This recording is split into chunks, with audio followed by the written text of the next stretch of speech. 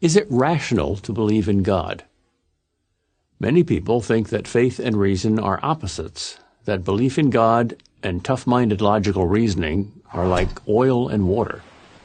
They are wrong. Belief in God is far more rational than atheism. Logic can show that there is a God. If you look at the universe with common sense and an open mind, you'll find that it's full of God's fingerprints. A good place to start is with an argument by Thomas Aquinas, the great 13th century philosopher and theologian.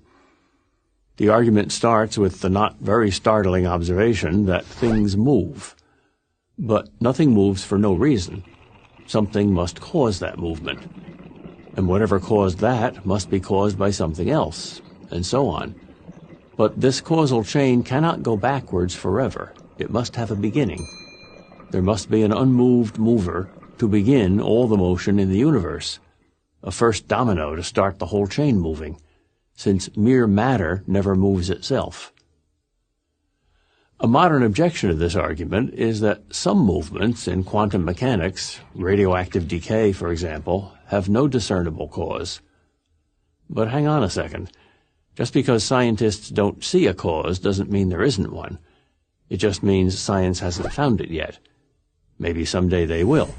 But then there will have to be a new cause to explain that one, and so on and so on. But science will never find the first cause. That's no knock on science. It simply means that a first cause lies outside the realm of science. Another way to explain this argument is that everything that begins must have a cause. Nothing can come from nothing. So if there's no first cause, there can't be second causes, or anything at all. In other words, if there's no creator, there can't be a universe. But what if the universe were infinitely old, you might ask?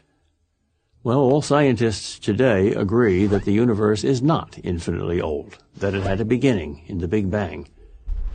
If the universe had a beginning, then it didn't have to exist.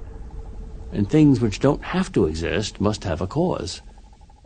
There's confirmation of this argument from Big Bang cosmology. We now know that all matter, that is, the whole universe, came into existence some 13.7 billion years ago, and it's been expanding and cooling ever since. No scientist doubts that anymore, even though, before it was scientifically proved, atheists called it creationism in disguise. Now, add to this premise a very logical second premise, the principle of causality, that nothing begins without an adequate cause. And you get the conclusion that since there was a Big Bang, there must be a Big Banger. But is this Big Banger God? Why couldn't it be just another universe? Because Einstein's general theory of relativity says that all time is relative to matter, and since all matter began 13.7 billion years ago, so did all time. So there's no time before the Big Bang. And even if there is time before the Big Bang, even if there is a multiverse, that is, many universes with many Big Bangs, as string theory says is mathematically possible, that too must have a beginning. An absolute beginning is what most people mean by God. Yet some atheists find the existence of an infinite number of other universes more rational than the existence of a creator. Never mind that there is no empirical evidence at all that any of these unknown universes exists, let alone 1,000 or a gazillion. The conclusion that God exists doesn't require faith. Atheism requires faith. It takes faith to believe in everything coming from nothing. It takes only reason to believe in everything coming from God. I'm Peter Kraft, professor of philosophy at Boston College for Prager University. Join Prager University, subscribe to our YouTube channel, and sign up for free at prageru.com.